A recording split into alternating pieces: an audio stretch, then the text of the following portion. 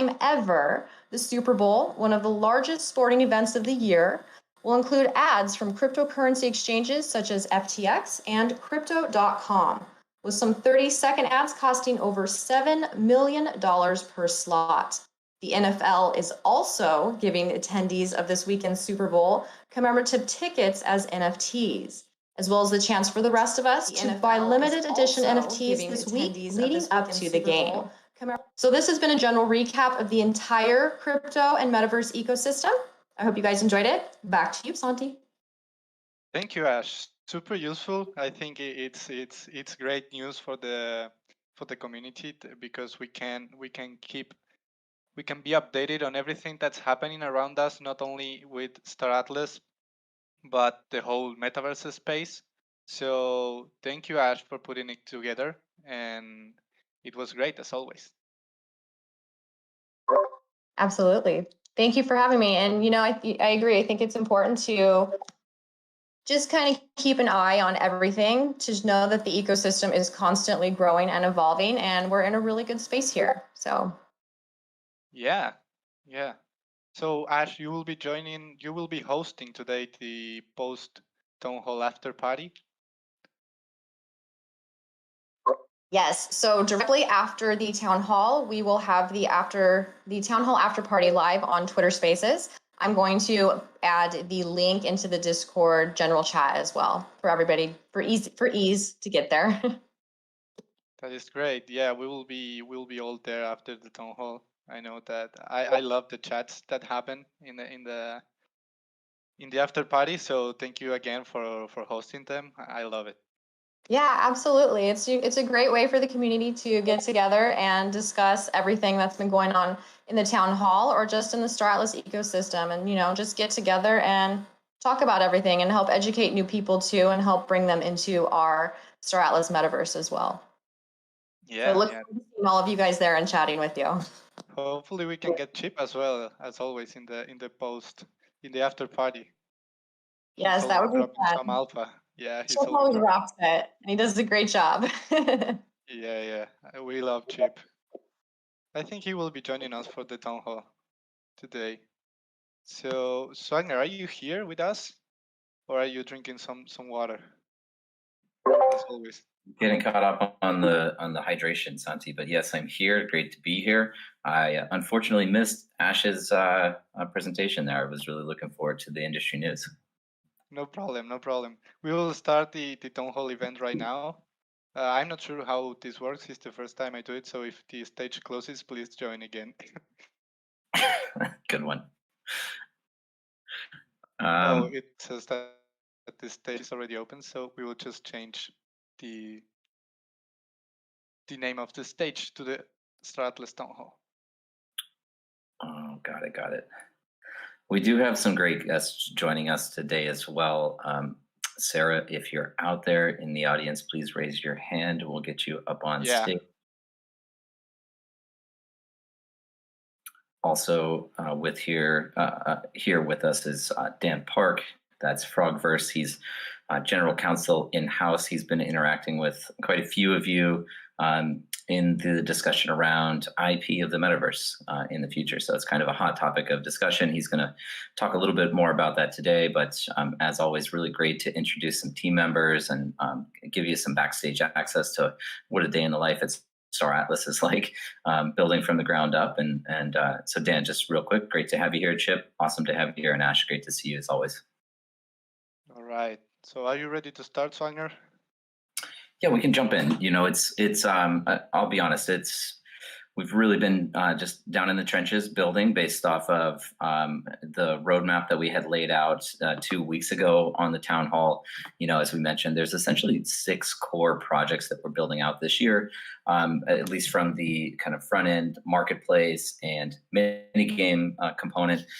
We do have an extensive team that's building out on the full production side within Unreal Engine. So to kind of summarize on the core engineering aspects, we do have a new marketplace program that's going to be rolling out and replacing the implementation, at least for most items available for sale, if not all of them, There's also going to be a really interesting economic component to that. I don't want to reveal too much about it right now, but there's going to be incentives introduced related to Atlas staking. Naturally, we do have major emphasis and a lot of resources right now allocated to DAO and Polis staking. I guess just a quick update on that component is we did encounter some challenges at the beginning of the year with the way that it was originally spec'd out for design. We have several frameworks at our disposal that we can leverage. We are looking at frameworks like SPL Governance, which is a core library developed by the team at Solana or the Solana Foundation for use in DAO implementation. We're looking at Tribeca, another third-party implementation of DAOs, and then we're also looking at Ink Finance. Now, what we've discovered through this process of development in the beginning of the year is that there is no real off-the-shelf standalone solution that accomplishes all of our goals with our project specifications in mind. We have some great solutions for independent governance and voting and proposal and voting mechanisms. We also have separately some great implementations that we can use for some type of staking and reward mechanism. What we don't have right now is the intersection or convergence of those two items. And so our team has been spending a lot of time and focusing on how do we develop out a robust solution that satisfies both of those requirements and delivers really all of the value to the users that you would expect to come from us. And so I don't really have any updates right now on what the timing looks like. All I can emphasize is that it is really our highest priority right now to get that out. We understand how important it is to you. And so I'm heavily focused on that. It's certainly possible that we still get this delivered in February, but outside of that, I don't have any additional timeline updates right now. I think another major development, though, over the past couple of weeks is this improvement to the marketplace UI, specifically thinking about mobile optimizations. And this is kind of on the tail end too, just coincidentally on the release of Phantom's mobile wallet. So for those of you that are mobile users primarily, you'll notice that things are loading a little more properly, images are properly aligned. You can actually interact with the application, including score, just using the Phantom mobile wallet. And we understand just how important this is, given the global community that we're targeting here. So people from all over the world that maybe don't have access to a laptop or a computer, or going into the future, these extensive gaming computers that are going to be necessary to engage in Unreal Engine will still be able to engage with us in some form of gameplay, even with their mobile device. So it's really great seeing those improvements roll out. Circling back, looking at things like ship configuration, mining, crafting, resource extraction, and improvements to things like score going into the end of the year. With respect to the Unreal Engine development, we have a great team fully dedicated to production on that environment. And I guess the one comment I would make there, and the questions that we've gotten have been with respect to multiplayer functionality. We think that that's going to be a critical component of the release of the showroom. We are targeting to have multiplayer released alongside the showroom itself, but if it's not, it would be a future enhancement on that product. But what's going to be really cool about it, once again, to kind of recap, you'll be able to view your assets at scale in Engine. There's going to be some exploration in there that you can kind of, it's quite a large map and environment, so you'll be able to run around and explore that map. And, ultimately, we think that this is going to be a great environment for various communities, including the DACs out there that exist across Star Atlas, to be able to do things like host their own town halls or guild meetings or strategy meetings. So still targeting Q2, Q3 for some release of the showroom. Getting a bit more specific into the production side, we've got 6 new ships. This is really from Danny's department.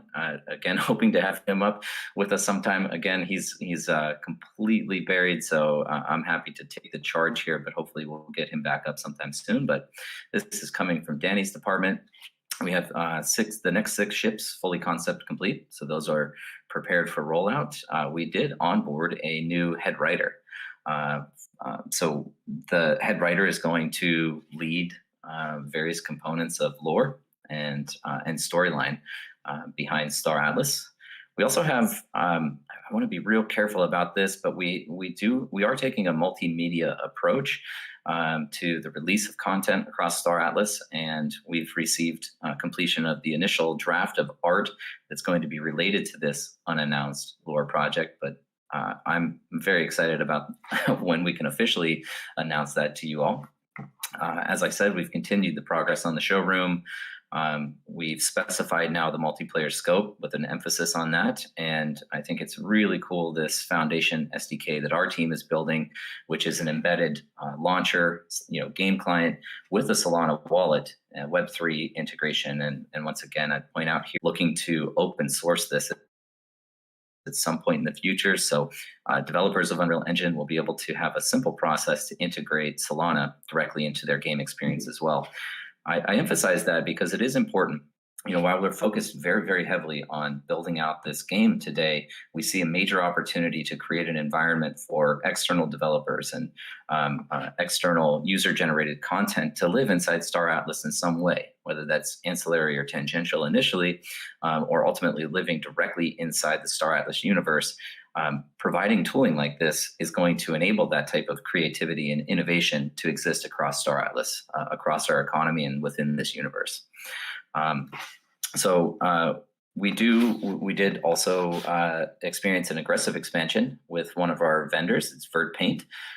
So they work on ship and character game art. They specifically focus on hard surface work, and so they've been greenlit to rapidly scale their team. In fact, everywhere across this company, we're scaling. And that extends out to those third parties and vendors that are working with us in a dedicated fashion. We're helping to build their teams so that they can help us deliver on this product. Hanno Hagedorn is starting next week as a character art director, working with Spearsoft, Vert Paint, and our in-house team, Automata, to build out full character, creature, visual standards, and pipelines for the different species and their multitude of outfits. Seen some really cool concept art that gets delivered on our internal Discord, and I'm sure some of those will be released to you all out there in the near term. Toby Olsen, this is a Star Atlas original team member. He's been with us for a long time, moving into a general art manager position, working closely with Danny, and they're going to be creating an umbrella that follows all art production. So Toby has 25 years of experience in CG games as a senior level animator, VFX, and modeler. So also the production lead at CG supervisor, working with teams from Sony, Cartoon Network, Blur Studio. That's referring back to Toby as well. So he also worked on projects like Superman Returns, Farscape, Armageddon, Twilight, and much more. So as you can see, the talent that we're bringing on, these are deeply experienced and talented people, and that's the caliber of personnel that we want to have here at Star Atlas. So Toby, congrats on that promotion if you're out there listening in at all. Let me take a quick pause. Santi, any thoughts, any questions? I will let you get a quick pause, man. You're doing a great job as always, covering everything. So there's no questions really from my side. I'm loving the updates. I'm sure the community as well. So I can share with you some updates that we have from the community side. From the community side, we are hosting new events. For example, I'm co-hosting together with Jose the new event called the Atlas Brew that is happening every single Wednesday here on Discord. So I will encourage everyone to join, because we theory craft about Star Atlas and about a lot of crazy stuff. So I would love everyone to join to go crazy with the thoughts about Star Atlas with us. It's a great community meeting. So next Wednesday is going to happen again. This Wednesday we talked about careers inside in-game. So next week we are going to talk about police and the importance in the Star Atlas Metaverse. So I highly encourage everyone to join. Also, we have 2 giveaways ongoing on Twitter. 6 people will win 1 air bike each. So I encourage everyone as well to look at our Twitter and find the links. So that is great. Everyone can participate. And also, again, a reminder that we have the Townhall after party on Twitter right after we end here in the Townhall on Discord. we will move to Twitter for the after party. So those are the main updates from a community side, Michael. You can continue if you want. Yeah, fantastic. Thanks, Santi. Great updates, exciting stuff. I love the the content coming from marketing comms and the engagement that we're able to generate from that. But also, it is important for us to enable to provide assets to people who may otherwise not be able to purchase them. And so, really excited that we're going to be giving away some more ships over the course of the year. Fun stuff. You should join us on the Atlas Brew on Wednesday, Michael. I will leave it there. You have the invitation, man. You have the invitation. Well, you have direct access to scheduling. Would love to get that on the calendar if at all possible. So, just dovetailing a little bit on that, by the way, Santi, on community, I've kind of noted in some of my commentary with the community this week that I have been traveling. And not only have I been traveling, but a lot of people across our team have been traveling. And so the Solana Foundation rolled out this really cool program where they have hacker houses all over the world. And so a bunch of our team members have been stopping into the various locations, whether it be Chicago, LA, Seattle. There's up and coming for Moscow. So it's really exciting for us that our team members are now able to get out there in the development community and start interacting with other people, other developers and innovators across the Solana ecosystem.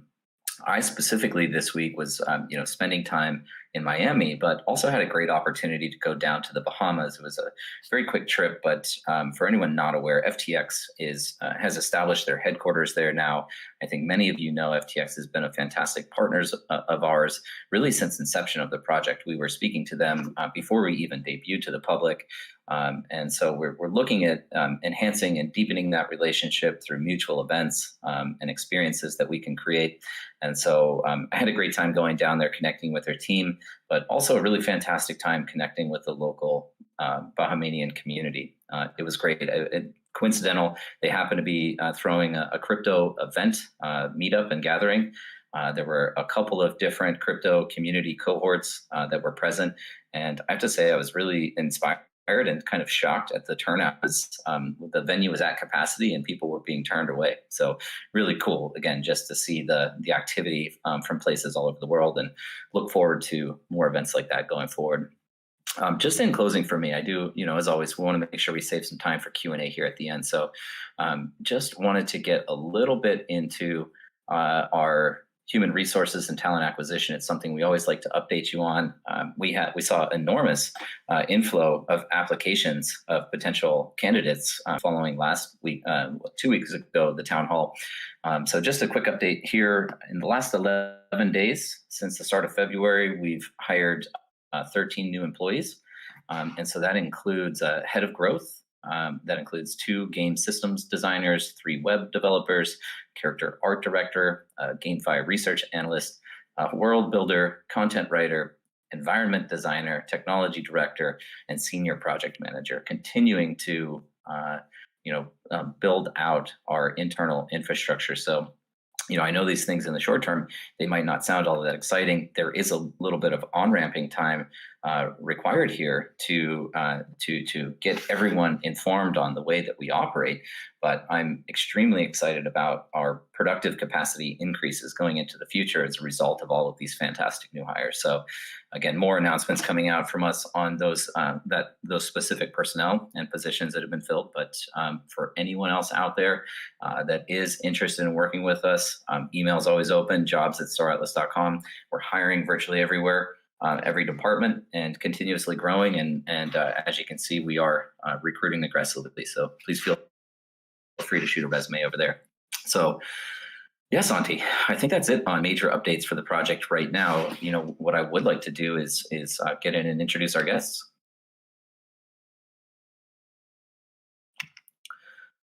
So let me do this.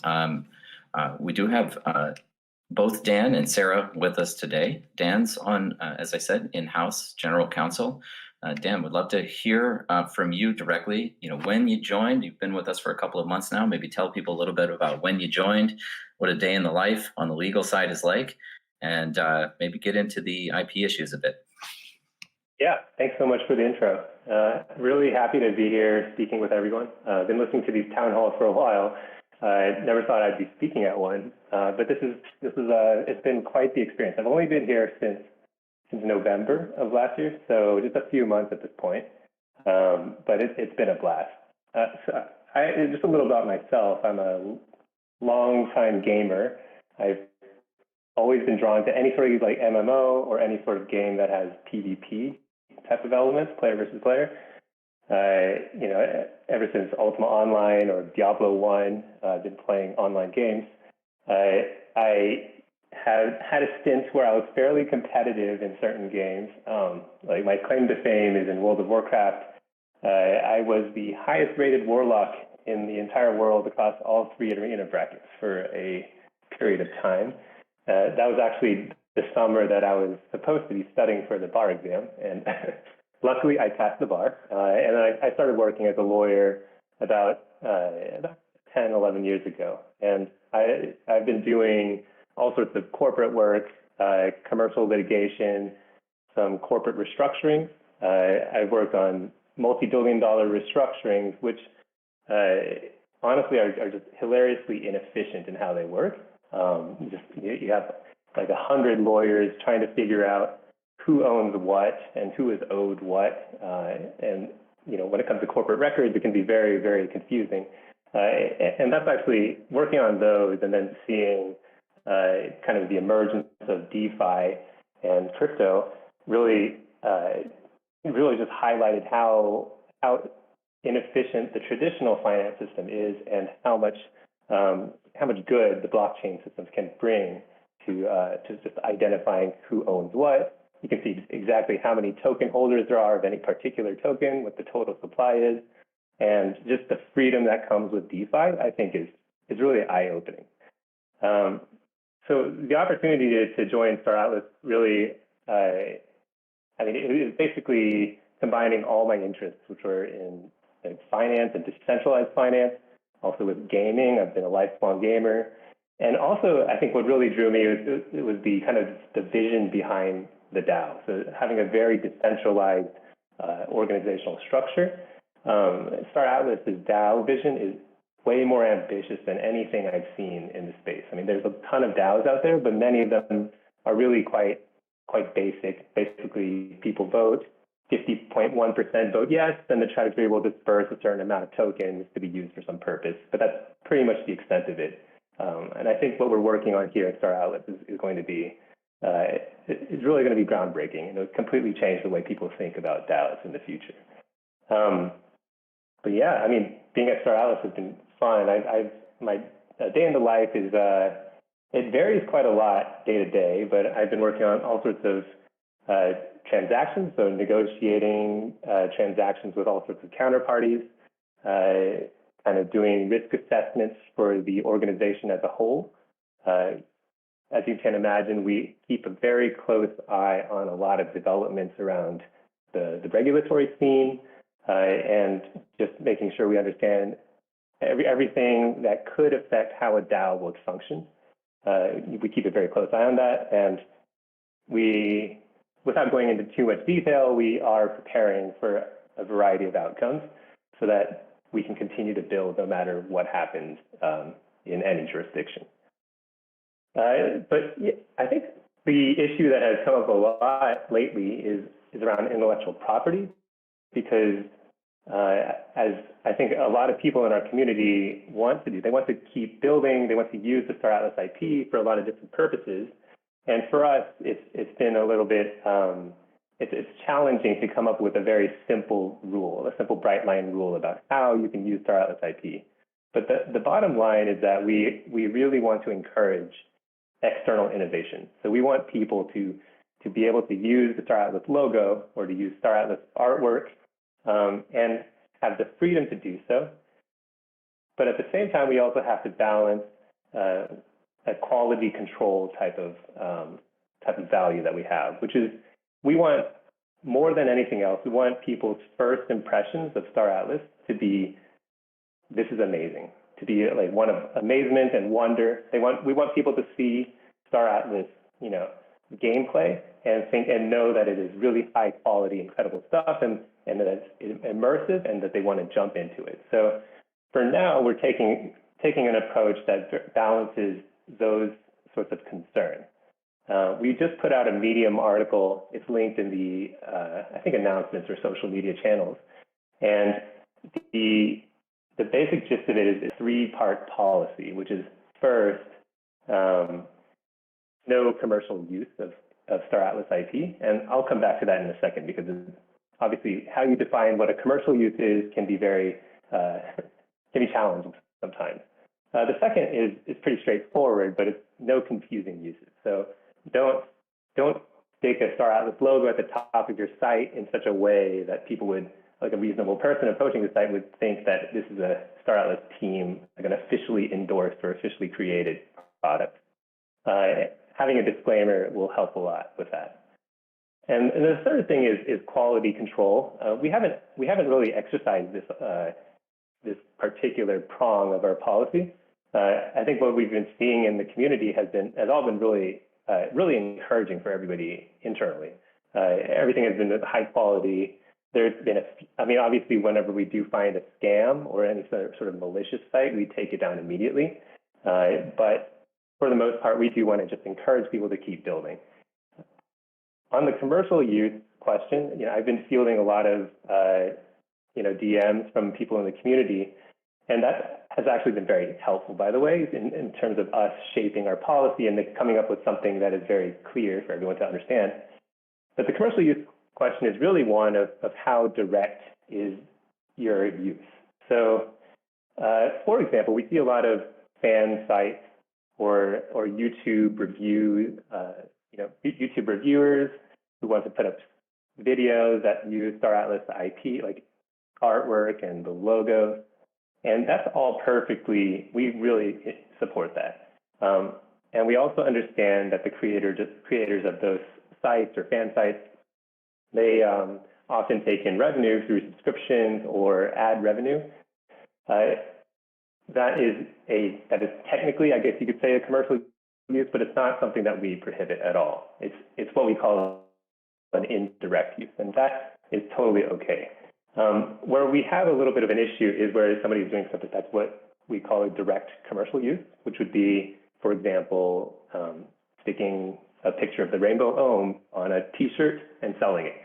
That's not okay. That's going to be, we want to make sure that any, Star Atlas merchandise, any Star Atlas products that are being sold are very high quality. And so for now, we're reserving that for internal use only.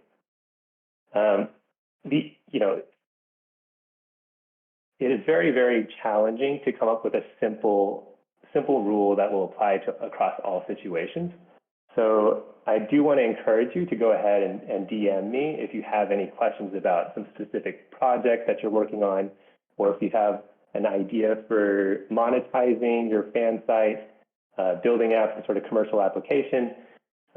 We're always open to discussing your particular uses. And I think, I don't want to speak for other people that I've been in contact with, but I hope that we've been arriving at a very reasonable policy for everyone to use. And we hope to continue adapting our policy going forward, depending on where we are in terms of the release of more Star Atlas products. Essentially, where we're headed is in a long-term view. Everything is going to be decentralized. That's definitely the idea here. So with the DAO, we're continuing to build it out, and it's going to be released, and it's going to have more and more power to make decisions in the Star Atlas metaverse. Right now, we still need to lay the groundwork. And also the Star Atlas IP that we're generating, the look and feel of what it means to be in the Star Atlas metaverse, that's also still being developed, and it will take time. It takes a lot of resources, takes a lot of effort by a lot of people at the company. But over time, we want to open up as many channels for people to participate in the metaverse in a permissionless way. That's definitely the goal. It's just a process of how do we get there. And we know it'll take some time, but we want to be transparent in this process, and we will be definitely communicating clearly whenever we do have updates to our policy. but that's pretty much it. Honestly, I don't know if you have any